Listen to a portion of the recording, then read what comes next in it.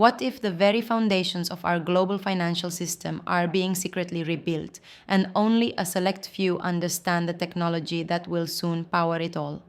We are standing on the precipice of a monumental shift, a moment in history where tens of trillions of dollars are preparing to move from legacy systems onto the blockchain. This isn't a distant dream. It's happening right now behind closed doors in the boardrooms of the world's most powerful financial institutions. And one name, one digital asset, appears to be positioned globally to capture the lion's share of this unprecedented wealth transfer.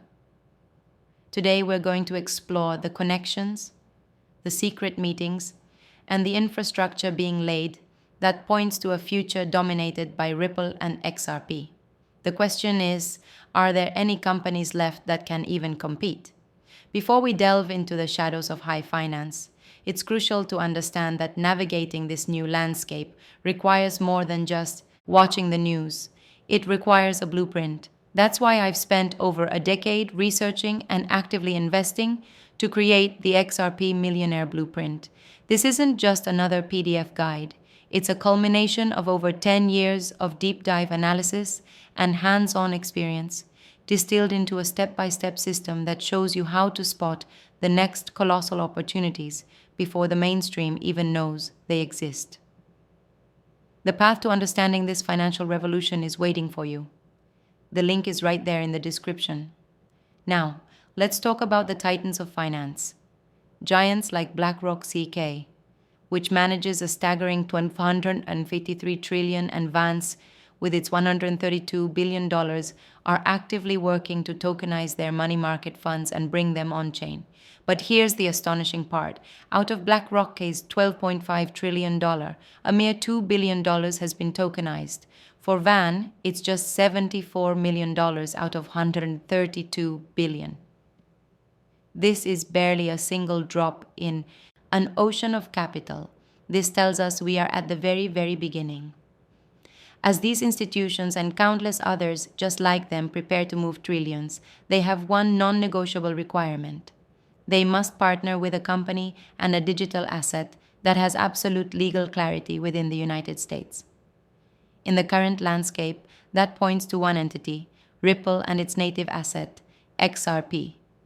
Until comprehensive legislation is passed, no other project enjoys the same level of regulatory certainty, making them the default choice for the world's financial elite. But clarity is only one piece of the puzzle. The true power lies in the connections, the hidden plumbing of the global economy.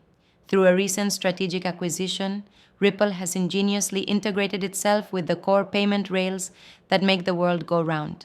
Fedwire, SEPA, FPS, and even the formidable SWIFT network is written in their own documentation. This isn't speculation. It's a strategic move to connect Ripple and XRP directly to the infrastructure that handles the world's payments. And the connections don't stop there. Consider ACI Worldwide, a silent behemoth that partners with SWIFT to move an incredible $14 trillion every single day. That same company, ACI, is also partnered with Ripple, and their own research confirms that they leverage XRP. The evidence is on the screen for you to see, a web of partnerships that places Ripple at the heart of global finance. The strategy deepens when you look at their diplomatic and political maneuvering. Ripple's leadership isn't just meeting with other tech companies. They're meeting with finance ministers, treasurers, and chancellors. A recent meeting with the finance minister of Luxembourg signals their intent to secure licenses to operate across the entire European Union. They were present at the UK transatlantic meeting at Downing Street, sitting across from the Treasurer of the United States and the UK Chancellor. These are not conversations about speculative assets. These are high-stakes negotiations about the future of finance. Ripple is methodically building a global fortress of regulatory approval and government alliances continent by continent. This brings us to a critical question. Who else is even in the running? If you scan the horizon for other blockchain infrastructure companies, can any truly compete with Ripple's global scale of licensing, government connections, and bank-grade integrations? Let's be honest. SWIFT, the old guard, is trying to evolve by partnering with Consensus. But even if they launched a new system tomorrow, it would take years to audit. integrate, and scale. They are playing catch up while nimble innovators are rewriting the rules. Then you have Circle, a major player in the stablecoin space, capturing a significant portion of business to business payments. But their scope, while impressive, doesn't come close to the holistic, at scale financial ecosystem Ripple and XRP are engineered to deliver.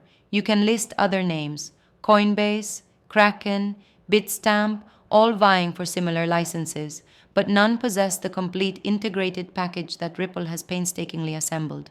Others, like Thunes, Visa, B2B Connect, even promising projects like XDC and Solana, simply don't have the paper trail of these high-level, globe-spanning meetings and regulatory handshakes.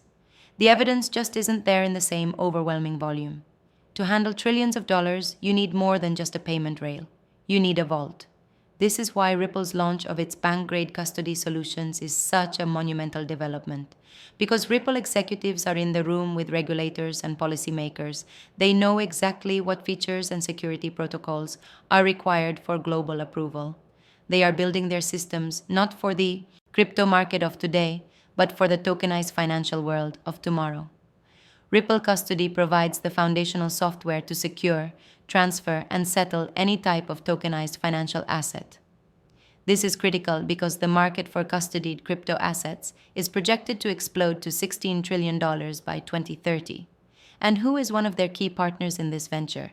BNY Mellon, the clearinghouse for the repo market, a market that settles between $2 to $8 trillion per day. BNY Mellon custodies over $55 trillion in assets for the world's banks, and Ripple is now woven into their infrastructure.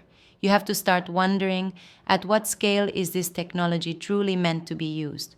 The whispers on X and in financial circles are growing louder, that the ultimate goal is for Ripple and XRP to become the settlement layer for everything.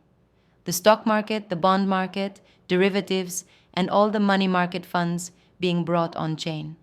The tokenization of real-world assets is no longer a theory, it's a reality. Animoca Brands, a household name in the digital space, is now using the XRP ledger to tokenize special purpose vehicles, a project managed by a fund from the Hong Kong-listed DL Holdings. This is a massive step forward in tokenizing assets like real estate, unlocking liquidity and transparency like never before. This announcement, which just happened on October 8th, places Ripple right at the forefront of this revolution alongside partners like Securitize. Ripple is the bridge for behemoths like BlackRock and Van to bring their immense value on-chain. This leads to the ultimate question: how will this value transfer happen?